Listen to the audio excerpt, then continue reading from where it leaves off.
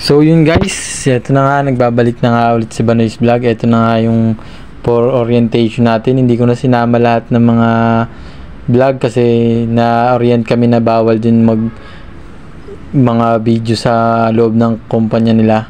Syempre aware dapat sa mga ganun.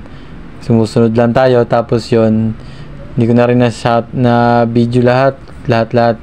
Hindi ko na sinama dito sa video to. Ito na lang na nagpi-fill up na lang kami ng ibang form. Yun, shoutout na lang sa mga nakasama kong mag-orient nyo, kila Ian, tsaka kila Ate Marinel. Yan, hindi ko pa matandaan yung pangalan ng isa, pero pinalo nila ako. Salamat sa mga pag-follow nyo at salamat sa isang araw na kasama sa orientation.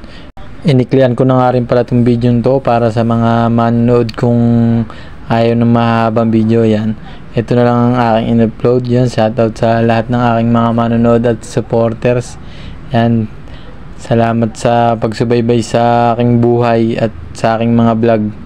Yan, pasensya na kayo sa aking video na feeling professional operator of.